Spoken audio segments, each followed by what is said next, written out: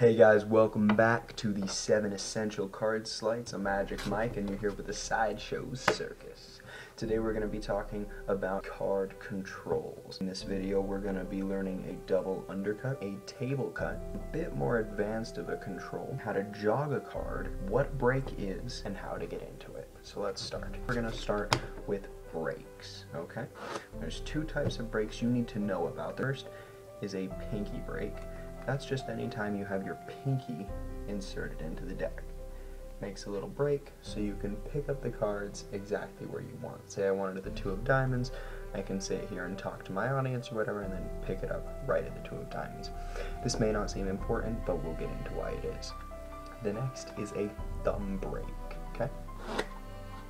So let's say I have the 7 of diamonds on top, I get into the deck, do the same thing, and I have a thumb break here, right on top of the 7. We'll get it under the 7, so same thing, talking and talking, and of course I can pick up the deck right at the 7. Okay, again, we'll start talking about application in a sec. So, how do you get a break?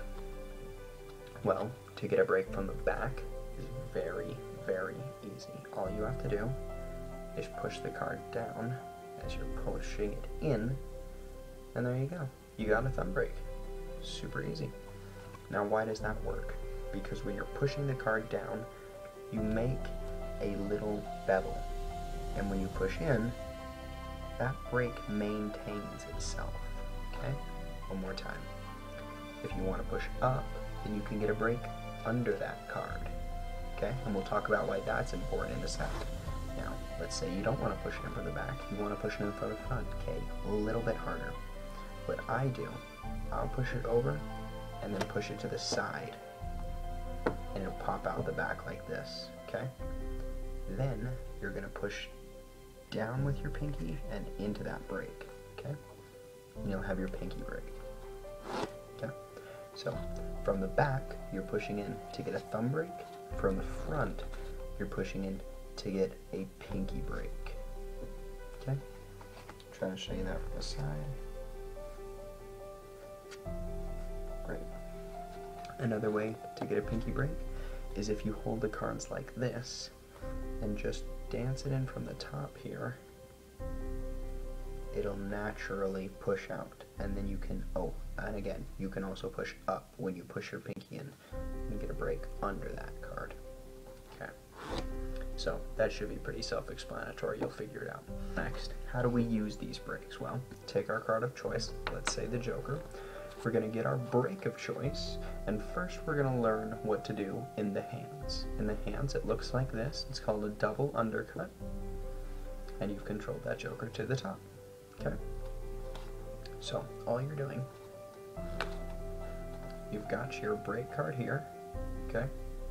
You're going to take half of the cards below and put them on top. Now that's called an undercut, okay? Then you're going to take the rest of the cards and put them on top. There's your double undercut, okay? So it might be helpful before you even start, just practice some undercuts, okay? They're pretty easy. Just pulling cards with your pinky, you'll get a little break and pull them up like that. Great. Then you lose the card in, get your break, and then just do an undercut once, normal, and then cut straight to your break for the second one. Easy enough, right? Well, let's suppose you have a table. Well, you want to use it. So, here we have a table. An even easier control, get your break. You're going to cut some cards down on the table, square them up. Easy. And you control that card to the top. And of course, if you want to control it to the bottom, you're going to do a similar motion.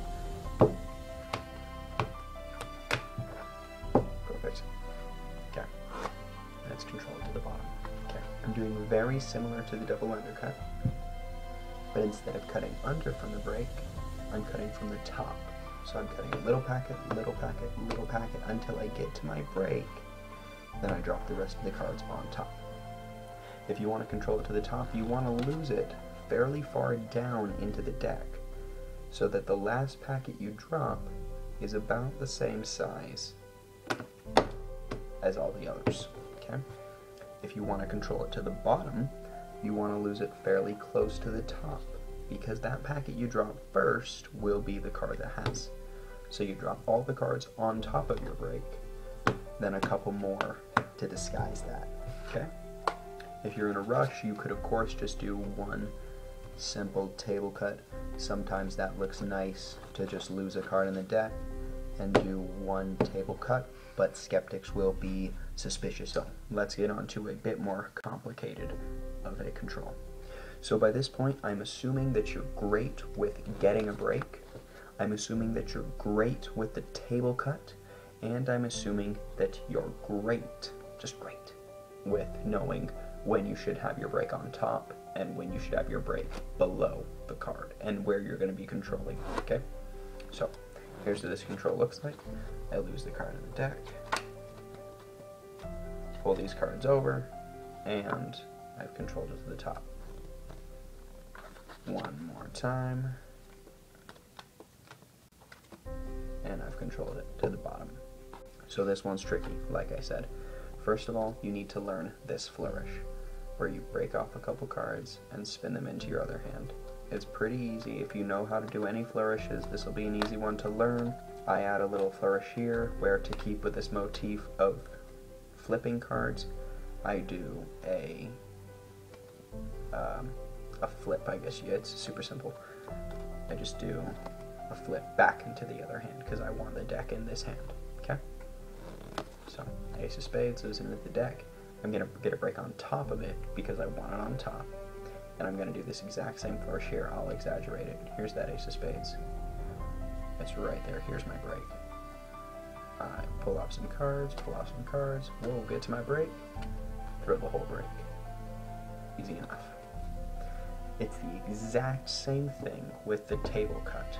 If you want it on the top, you want it close to the bottom, because you want to do a bunch of little ones instead of, right?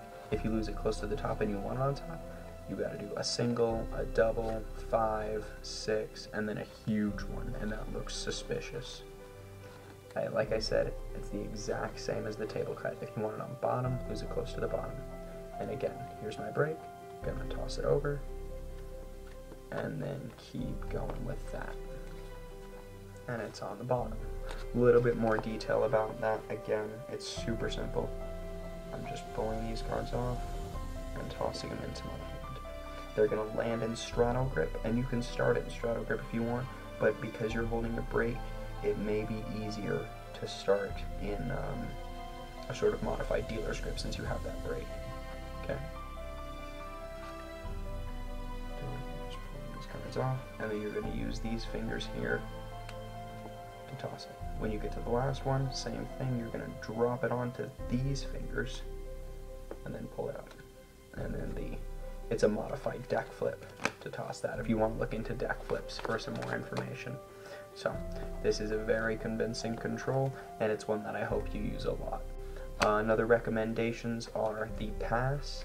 If you can learn the pass, you should. There's bunches of good controls. I'll send a link for you there. Another great control I use a lot is a modified version of the civil cut, which I'll talk a little bit more about when we get into false cuts and how they work. Well, for now, that's it. Thanks for watching, and welcome to the Sideshow Circus.